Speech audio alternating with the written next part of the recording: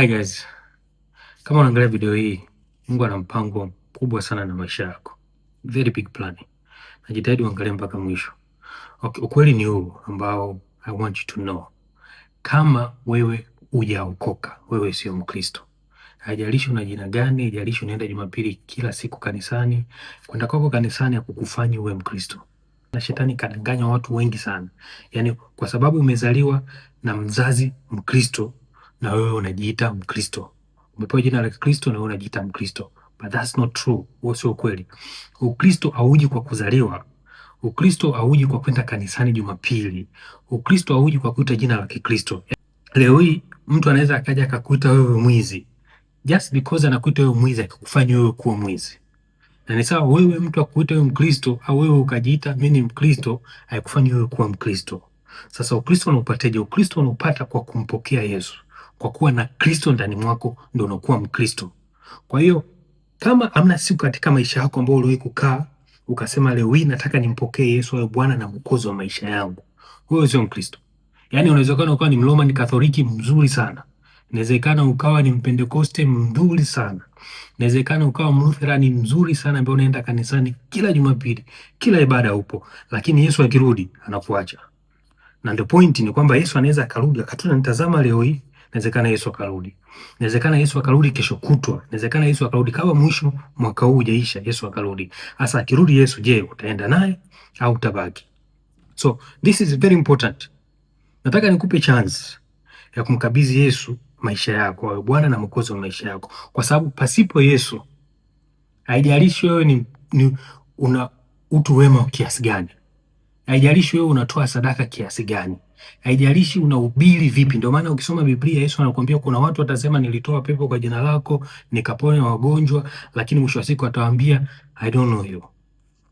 Now that's very important. Imagine anakuambia kuna watu watasema walitoa pepo kwa jina la Yesu, walikuwa wanaenda kanisani. Kuna watu umezaliwa maisha yako yote unaenda kanisani, ni muumini mzuri, wengine mpaka ni watumishi kanisani, lakini if you don't believe in Jesus, kama haujamkabidhi Yesu maisha yako, Yesu aturudi atasema kufahamu. Na hapa sizungumzia habari ya kuacha dhambi, sizungumzia habari ya kusema ufanye nini, nazungumzia habari ya wewe kumkabidhi Yesu maisha yako, au Bwana na Mwokozi wa maisha yako. Kimkabidhi maisha yako, akija akikutazama ndo atauona wokovu juu yako. Kwa hiyo watu wengi sana tunaamini kwamba kuokoka ni kuacha dhambi, lakini ni reality sio. Kuokoka ni kumpokea Yesu, na Yesu ndo atakusaidia kuweza kuacha dhambi. Sasa Jesus is coming back.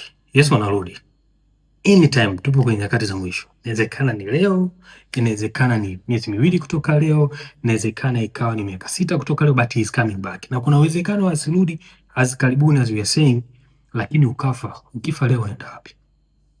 Kwa sababu mbingu ni ya kweli na kuzimu ni kweli. And trust me, you don't want to spend eternity Jehanamu.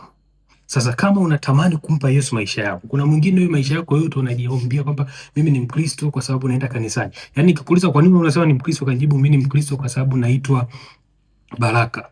Au naitwa Thomas, unasema kwa sababu ya jina lako la Kikristo na wewe ndio Mkristo. Au ukasema mimi ni Mkristo kwa sababu kila Jumapili naenda kanisani. Au mimi ni Mkristo kwa sababu ni mtoto wa mchungaji. Kuwa mtoto wa mchungaji hakukufanya uwe Mkristo. Ukristo unaupata pale ambapo utamkabidhi Yesu maisha yako. Utaposema Bwana Yesu, chukua maisha yangu, kuanzia leo hii ninaishi kwa kupitia wewe. Hapo ndo unapata Ukristo. So nataka nikupe nafasi hii, chansi, kama hujawahi kumpokea Yesu kwa Bwana na Mwokozi wa maisha yako, sema baada ya mimi maombi haya mafupi, and Jesus will be your Lord. Sema, Bwana Yesu, ninaomba leo hii unisamehe dhambi zangu zote. Ninaomba unioshe kwa damu yako na uje maishani mwangu. Ninakukabidhi maisha yangu, ninakukabidhi nafsi yangu, ninakukabidhi moyo wangu. Unitakaze na uwe Bwana wa maisha yangu kuanzia leo. Ninaamini ulikufa msalabani kwa ajili yangu ili mimi niweze kuwa mwana wa Mungu. Kuanzia leo naamini kwamba nimeokoka na ninaanza kukutegemea wewe, na utakaporudi hautaniacha. Na kushukuru kwa kunipenda, na kushukuru kwa kunifia msalabani, na kushukuru kwa kunipa nafasi ya kuwa mwana wa Mungu. Kuanzia leo ninatangaza kwamba wewe ni Bwana na Mwokozi wa maisha yangu. Amen. Kama umeomba sala hiyo fupi, naamini umeokoka. And I pray for you that may God open the doors of you to grow spiritually. Mungu afungue milango ya wewe kuweza kukua kiroho, kwa sababu sasa hizo wewe ni mtoto kiroho, unahitaji kukua. So find people, tafuta kanisa ambalo wanaamini katika wokovu waweze kukulea. Make sure you read your Bible every day and keep watching my videos as I'll help you to grow more spiritually. I love you so much and I believe your life will never be the same again, kwa sababu jana hiyo uliyoanza leo, maisha yako yatabadilika. I love you and stay blessed. Amen.